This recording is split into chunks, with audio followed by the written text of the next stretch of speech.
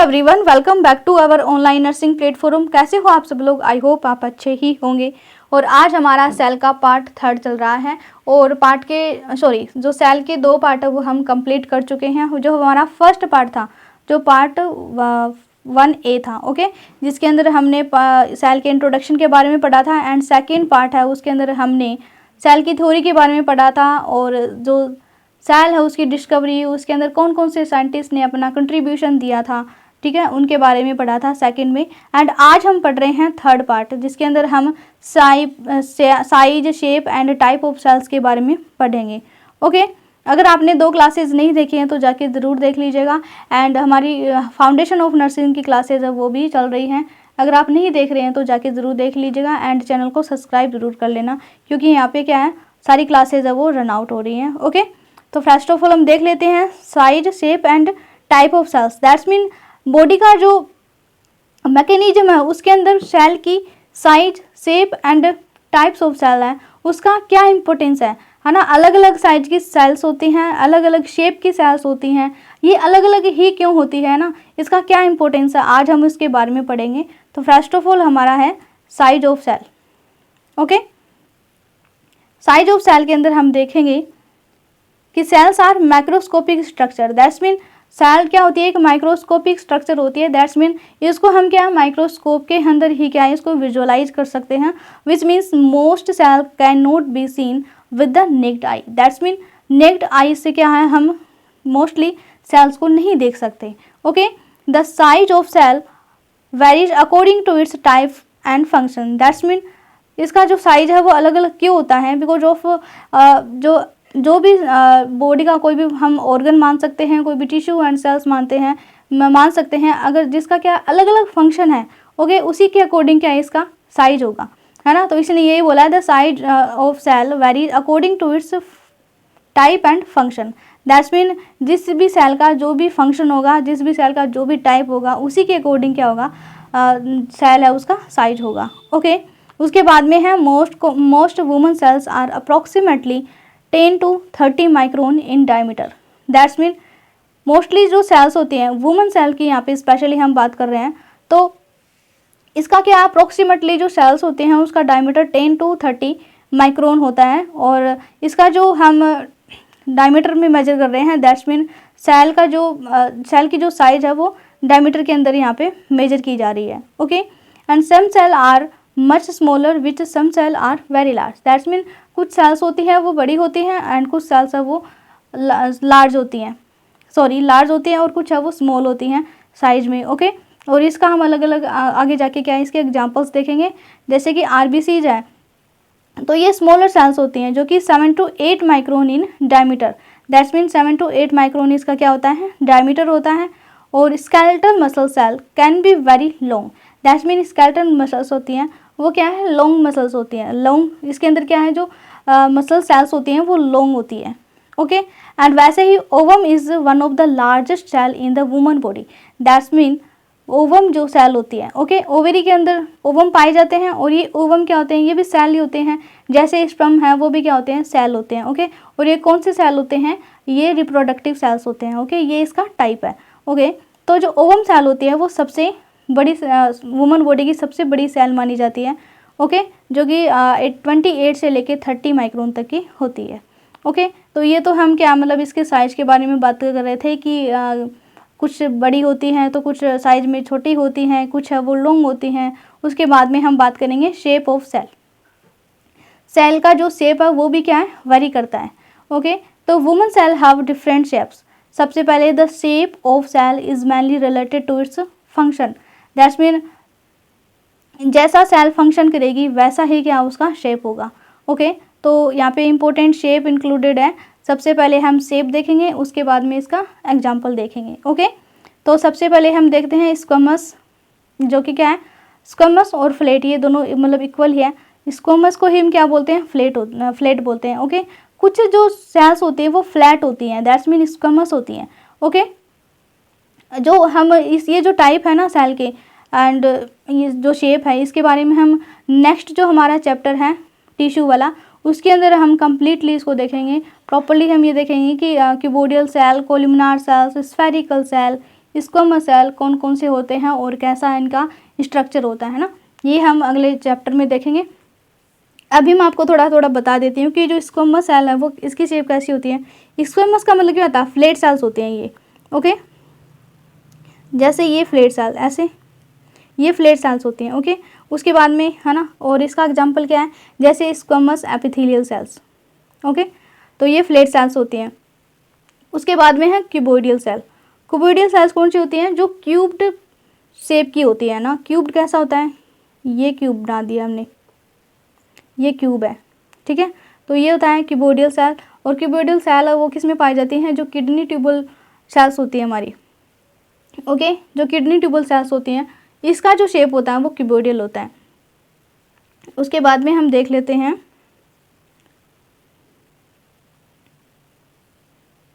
कोल्यूमनार cell. कोल्यूमनार भी क्या है, एक कोल्यूमनार भी एक शेप है, ओके। और कोल्यूमनार का मतलब क्या होता है, कोल्यूमनार है वो कैसा शेप होगा, कोल्यूमनार है वो ऐसा शेप होगा, ऐसे कॉलम बनेंगे इसके, ठीक है। ऐसे ये जो शेप है ये कोल्यूमनार होता है, ओके। तो ऐसे होते हैं, ओके। और ये जो कोल्यूमनार सेल्स होती हैं, दैट्स मीन कोल्यूमनार शेप की जो सेल्स होती हैं, ये कहाँ पे पाई जाती हैं, इंटेस्टाइनल एपिथेलियल सेल्स, ओके। जो इंटेस्टाइनल के अंदर सेल्स पाई जाती हैं ना, एपिथेलियल सेल्स, वो कौन से शेप की होती है, कोल्यूमनार सेल्स होती है वो, ओके। उसके बाद में स्फेरिकल है, स्फेरिकल के बारे में बात कर लेते हैं।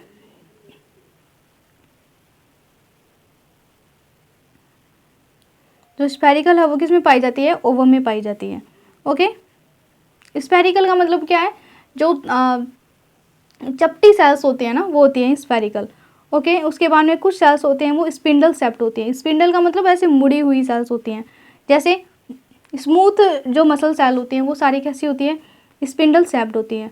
उसके बाद में कुछ है वो पाइलोगोनल होती है, ओके। जैसे कि लीवर की सेल्स है वो कैसी होती है, पाइलोगोनल होती है, ओके।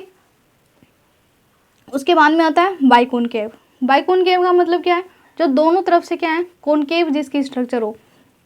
जैसे बाइकोनकेव हम बनाएं तो कैसे बनाएं, ये ऐसे वाली जो स्ट्रक्चर होती है ना, ये बाइकोनकेव होता है ना, जो दोनों तरफ से उठा हुआ होता है, इसको हम बाइकोनकेव बोलते हैं, ओके। जो कि स्पेशली आरबीसी की सेल्स होती हैं वो बाइकोनकेव होती हैं, ओके। और दैट्स मीन क्या है, मतलब जो जितनी भी सेल्स होती है ना उनका अलग अलग शेप होता है। एक होता है स्टार शेप्ड। स्टार शेप कौन सी होती है, न्यूरॉन की जो सेल्स होती है वो स्टार शेप होती है। और न्यूरॉन की जो सेल्स होती है ना वो लॉन्ग भी होती है, स्टार भी होती है, फिश लाइक भी होती है ना, इसके अलग अलग शेप है, ओके। उसके बाद में हम इम्पोर्टेंट पॉइंट्स के बारे में बात कर लेते हैं। इम्पोर्टेंट पॉइंट्स में हम देखेंगे कि यहाँ पे बताया गया है न्यूरॉन। न्यूरॉन क्या करती है, न्यूरॉन जो सेल होती हैं, मतलब इसके फंक्शन के बारे में बताया गया है। जो न्यूरॉन सेल्स होती हैं वो ट्रांसमिशन करती है किसका, नर्व इम्पल्सेस का, ओके। नर्व इम्पल्सेस का मतलब क्या होता है, जो भी इम्पल्सेस का मतलब होता है यहाँ पे मैसेज, ओके। मतलब बॉडी को जो भी मैसेज जा रहा है ब्रेन तक वो क्या होते हैं, नर्व इम्पल्सेस होते हैं। तो ये क्या करती है, उसका ट्रांसमिशन करती है, ओके। उसके बाद में है मसल सेल। मसल सेल्स का मतलब, मसल सेल है, इसका फंक्शन क्या है, ये कंट्रैक्शन करवाती है, ओके। और इसीलिए इसका जो शेप होता है वो कैसा होता है, लॉन्ग शेप होता है। ये क्या करवाती है, कंट्रैक्शन करवाती है मसल्स, ठीक है। उसके बाद में है रिप्रोडक्टिव सेल हमारी स्पर्म। स्पर्म क्या करवाती है, रिप्रोडक्शन करवाती हैं। उसके बाद में एपिथेलियल सेल। ये जो एपिथेलियल सेल होती है ये ऑर्गन की आउटर जो मोस्ट लेयर होती है ना वो हो सकती है। तो ये क्या करवाती है, ये प्रोटेक्शन करवाती है एंड अब्जॉर्प्शन का काम करवाती है। जैसे हमारी स्किन है तो स्किन के अंदर क्या एपिथेलियल सेल्स है वो बहुत ज़्यादा पाई जाती हैं, ओके। एंड ये आउटर मोस्ट लेयर भी होती है, तो ये अब्जॉर्प्शन का काम करते हैं एंड प्रोटेक्शन का काम भी करती है, ओके। उसके बाद में हम देख लेते हैं सिंपल लाइन फॉर स्टूडेंट्स। ये हमने इसलिए बनाया है यहाँ पे ताकि आप क्या है, हमने जो भी पढ़ाया है आपको वो आप इजीली इसको समझ पाओ, ओके। तो यहाँ पे देखो एक बात लिखी है, यहाँ पे क्या लिखा हुआ है, स्टेम सेल। स्टेम सेल यहाँ पे मतलब एक ही लाइन में आपको समझ में आ जाएगा, आपको ज़्यादा क्या कंफ्यूज होने की ज़रूरत नहीं पड़ेगी। Stem cell is like a basic cell. मतलब स्टेम सेल क्या होता है, एक बेसिक सेल ही होती है जिससे ऑर्गेनाइज होने वाली जितनी भी सेल्स होती हैं वो सारी डिफरेंशिएट सेल्स होती हैं, ओके। दैट्स मीन एक स्टेम सेल होती है, उससे जितनी भी सेल का प्रोडक्शन हो रहा है, जितनी भी सेल्स बन रही हैं, वो अपना अलग अलग फंक्शन करेगी। जबकि स्टेम सेल है वो क्या करती है, वो सिर्फ मतलब अलग अलग सेल्स को ऑर्गेनाइज करने का काम करती है। ओके, सेल्स को ओरिजिन का काम करती है, दैट्स मीन वहाँ से सेल है वो ओरिजिन होती है, ओरिजिन करती है सेल्स का। ओके, तो stem cell is like a basic cell, जबकि डिफरेंशिएट सेल अपने स्पेसिफिक काम के लिए स्पेशलाइज हो चुकी होती है। दैट्स मीन इससे जो भी सेल्स बनते हैं वो अपना अपना स्पेसिफिक काम करती हैं, इसलिए ये क्या है, ये डिफरेंशिएट हो जाती है। ओके, उसके बाद में हम पढ़ते हैं why do cell have different type, है ना। ये क्वेश्चन ज़रूर आता होगा दिमाग में कि जो सेल है उसकी अलग अलग शेप है क्यों होती है ना, डिफरेंट शेप है वो क्यों होती है। तो different cell perform different function, जो डिफरेंट सेल है वो क्या करती है, अलग अलग फंक्शन करती हैं। So their structure is adapted according to their work, है ना, और इसके काम के अकॉर्डिंग ही क्या है, ये अपना जो स्ट्रक्चर है उसको वो अडेप्ट कर लेती है। फॉर एग्जाम्पल आरबीसी जो सेल्स होती है, ठीक है, आरबीसी क्या सेल्स होती है, ब्लड सेल होती है आरबीसी, ठीक है, और ये क्या होती है, बाइकॉनकेव होती है, ठीक है। अब इसका जो शेप है वो बाइकॉनकेव क्यों है, बिकॉज ऑफ ये क्या करती है, ये जो बाइकॉनकेव सेल होता है वो अपने सरफेस एरिया को इंक्रीज कर सकता है। ओके, और ये क्या करती है, हेल्प करती है किसमें, गैस एक्सचेंज में, है ना। आरबीसी का मोस्ट फंक्शन क्या होता है, ये अपना मतलब गैस एक्सचेंज करती है ब्लड के अंदर। ओके, ब्लड मतलब ब्लड के थ्रू, और ये क्या करते हैं, आरबीसी है वो अलग अलग ऑर्गन तक जाते हैं, वहाँ पे उसको क्या है, वो ऑक्सीजन की सप्लाई करती है। ओके, इसलिए क्या करती है, गैस एक्सचेंज है उसमें हेल्प करती है। एंड बाइकॉनकेव सरफेस है वो सरफेस एरिया को इंक्रीज करती है, इसलिए allow flexibility while passing through the small blood vessels, है ना। और इसीलिए क्या है, देखो ब्लड वेसल्स होती हैं वो अलग अलग टाइप की होती हैं, जैसे कि आर्टरी है वो बड़ी ब्लड वेसल है, उसके बाद में वेन है वो उससे छोटी ब्लड वेसल है, उसके बाद में कैपिलरी है वो इससे भी छोटी कैपिलरी है, वो बहुत पतली वाली ब्लड वेसल्स होती है, और उसके बाद में वेन्यूल्स है ना, वेन है, वेन्यूल्स है, ये और भी ज़्यादा क्या पतली ब्लड वेसल्स होती हैं। तो आरबीसी को क्या है, इन सब से होकर गुजरना पड़ता है। ओके, आर्टरी से लेके वेन्यूल्स तक, कैपिलरी तक, ये क्या है, सबके क्या है, पास आउट होती है सबसे। तो इनको क्या है, इसीलिए क्या है, इसका जो शेप है वो 7 to 8 micron and biconcave shaped है, ताकि ये हर प्रकार के जो ब्लड वेसल्स हैं वहाँ से ये पास आउट हो सके एंड इंजरी भी ना हो। ओके, इसलिए इसका जो शेप है वो बाइकॉनकेव होता है, और जैसे इसको जगह मिलती है ये अपना जो सरफेस एरिया उसको वो इंक्रीज कर लेती है। ओके, उसके बाद में हम देखेंगे दूसरा एग्जांपल देखते हैं हम न्यूरॉन का। न्यूरॉन है उसकी शेप है वो अलग की होती है। तो neuron has a long axon and branching process, ये क्या होती है, लॉन्ग एक्सॉन, है ना, इसका मतलब एक लॉन्ग एक्सॉन होता है और ये एक ब्रांचिंग प्रोसेस होती है। जैसे कि हम इसकी स्ट्रक्चर बनाने की वहाँ मतलब ज़रूरत भी कहाँ पड़ती है, क्योंकि आप जब भी आप मतलब आपकी जो पिछली क्लासेस रही है उसके अंदर आपने न्यूरॉन जो सेल है उसका स्ट्रक्चर खूब बनाया है ना। फिर भी हम एक बार देख लेते हैं। अगर इसका क्या होता है, एक लॉन्ग स्ट्रक्चर होती है ये ना, एक तो इसका हेड पार्ट होता है, उसके ऊपर ऐसे ब्रांचेस बनी होती हैं, और ये इसका क्या होता है, एक्सॉन पार्ट होता है, और इसके ऊपर भी कैसे ब्रांचेस होती हैं, है ना। इस टाइप का जो क्या होता है न्यूरॉन सेल होती है ना। ये आपने खूब बनाया है अपनी छोटी क्लासेस में, है ना। तो इसका क्या होता है, ये लॉन्ग मतलब लॉन्ग सेल होती हैं। ये जो इसका जो ये शेप है ना लॉन्ग, ये क्या करता है, इम्पल्सेस को ट्रांसमिट करने में हेल्प करता है, इसलिए इसका जो शेप है वो लॉन्ग होता है। ओके, थर्ड हम देख लेते हैं मसल सेल। मसल सेल होती है वो आर एलोंगेटेड होती है, दैट्स मीन लॉन्ग होती है ये, and contain structure that help them contract, जो क्या करती हैं, जो मसल्स होते हैं उसको कॉन्ट्रैक्ट करवाने में हेल्प करती है। उसके बाद में है हमारा फोर्थ एग्जाम्पल है स्क्वैमस सेल, ठीक है। स्क्वैमस सेल है उसका क्या इंपॉर्टेंस है, तो देखो squamous cell are thin and flat, मतलब ये क्या होती है, ये थिन होती है, फ्लैट होती हैं, जो कि हेल्पफुल होती हैं किसमें, डिफ्यूजन में, है ना, रैपिड डिफ्यूजन हो सके इसके लिए, है ना। इसलिए क्या ये स्क्वैमस सेल है, ये एकदम इसका जो शेप होता है वो स्क्वैमस शेप्ड होता है। ओके, तो ये तो थे हमारे एग्जाम्पल कि शेप है वो क्यों वेरी करता है उसके बारे में, और उसके बाद में हम नर्सिंग पॉइंट देख लेते हैं। दैट्स मीन हम इसको क्या करेंगे, क्लिनिकली कोरिलेटेड करेंगे एज ए स्टूडेंट, वो भी कौन सा, नर्सिंग स्टूडेंट। अब आप इसको थोड़ा सा क्या करना है, आपको गेस करना है, सपोज करना है आपको You should understand that cell structure is related to its function. That's mean एक नर्सिंग स्टूडेंट होने के नाते आपको ये समझना पड़ेगा एंड आपको ये समझना चाहिए कि सेल की जो स्ट्रक्चर होती है वो उसके फंक्शन के रिलेटेड होती है।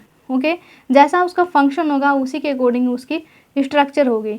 When a cell is damage its normal function में ऑल्सो बी अफेक्टेड। ओके, और जैसे ही मान लो कि कोई भी सेल है वो अगर उसकी इंजरी हो जाती है, वो डैमेज हो जाती है, तो उसका नॉर्मल फंक्शन ऑफ कोर्स वो भी क्या होगा, अफेक्ट होगा।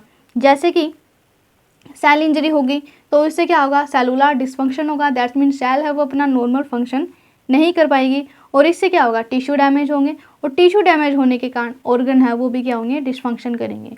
ओके, इस तरीके से क्या है, हम इसको क्लिनिकली कोरिलेटेड करेंगे और this concept become important letter when you study pathology and medical surgical nursing.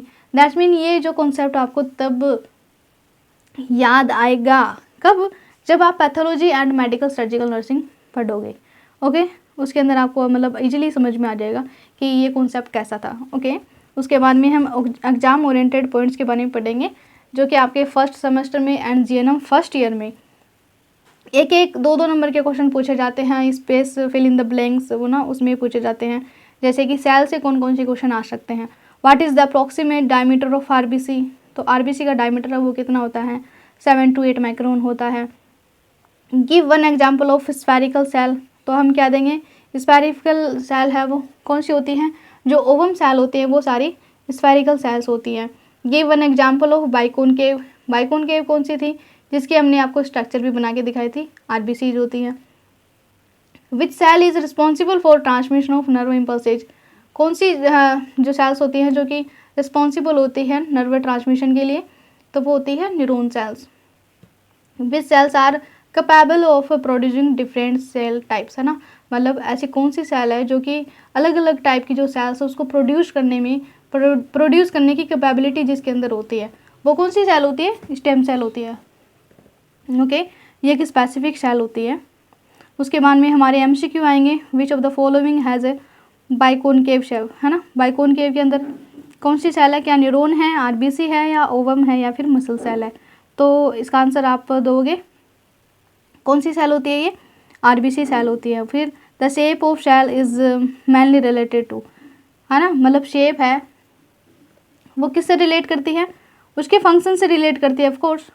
उसके बाद में which is one of the largest cell in the woman body, जो कि हमने आपको बताया था कौन सी होती हैं, ओवम सेल्स होती हैं। और which cell is specialised for the transmission of nerve impulse, ये आपको पता ही है क्या होती है, न्यूरॉन होती है। उसके बाद में ये आपके वाइवा क्वेश्चन है, दैट्स मीन जब आपका प्रैक्टिकल लगेगा तब आपसे क्या है, वाइवा में क्वेश्चन पूछे जाएंगे तो सेल से रिलेटेड क्या क्या हो सकते हैं। What is the size of typical human cell, why do cell have different shapes, what is the shape of RBC, name one spherical cell, अभी ये क्वेश्चन ऊपर भी आए थे अगर आपको नहीं आ रहे हैं तो। One of spindle cells, what is a stem cell and what is the differentiated cell, which cell transmit nerve impulses। ये क्वेश्चन ना इसके आंसर भी आपको कमेंट में देना है। ओके, अगर आपको आ रहे हैं तो इन सब के आंसर अब आपको कमेंट में देने हैं। ओके, उसके बाद में हमारा ये 1 मिनट रिवीजन रहने वाला है, जिसके अंदर आप मतलब 1 मिनट इसको देख लेते हो तो आपका क्या है, अभी जो हमने पढ़ा है वो सारा आपका रिवाइज हो जाएगा। जैसे कि सेल है वो क्या होती है, डिफरेंट साइज की होती है, डिफरेंट शेप होते हैं, डिफरेंट फंक्शन होते हैं। ओके, आरबीसी है वो बाइकोनकेव होती है ताकि वो ऑक्सीजन को अच्छी तरह से क्या है ट्रांसपोर्ट कर सके। न्यूरॉन होती है वो लॉन्ग प्रोसेस होती है ताकि नर्व इम्पल्सेस ट्रांसमिशन है वो इजीली हो जाए। ओवम होती है वो लार्ज स्फेरिकल होती है ताकि रिप्रोडक्शन हो जाए। मसल सेल है वो इलोंगेटेड होती है ताकि कॉन्ट्रैक्शन हो जाए। स्टेम सेल है वो अनडिफरेंशिएटेड होती है ताकि वो क्या है, जो अपने स्पेशलाइज्ड सेल है उसको क्या है वो प्रोड्यूस कर सके। ओके, और हमारा जो कॉन्सेप्ट है ना, आपको सबसे ज़्यादा क्या याद रखना है, आपको अपना कॉन्सेप्ट क्लियर करना है ना, वो आप किसी भी तरीके से करो, आपको सिर्फ अपना कॉन्सेप्ट क्लियर करना है। अगर आप अपना कॉन्सेप्ट क्लियर कर लेते हो ना तो उसके बाद में आपको मतलब कुछ भी सोचने की ज़रूरत नहीं पड़ती। ओके, तो यहाँ पे देखो हमारा कॉन्सेप्ट यही था कि the structure of cell is closely related to its function. That's mean जो सेल की स्ट्रक्चर है वो किससे, अपने फंक्शन से रिलेटेड है। ओके, और जैसा जैसा फंक्शन होगा, न्यूरॉन का क्या फंक्शन होता है, मसल सेल का क्या फंक्शन होता है ना, और मतलब हम ब्लड सेल का क्या फंक्शन होता है, इसके अकॉर्डिंग ही इसके शेप एंड साइज होते हैं। आपको सिर्फ इतना याद रखना है। ओके, बाकी हम मिलते हैं अगली क्लास में, और आपको क्लास कैसी लगी है ये ज़रूर बताना। चैनल को ज़रूर सब्सक्राइब कर लेना, और आपको इसकी जो PDF है वो टेलीग्राम पे देखने को मिल जाएगी, तो जल्दी से टेलीग्राम चैनल है उसको भी ज्वाइन कर लो। ओके, बाय बाय, मिलते हैं अगली क्लास में, बाय बाय।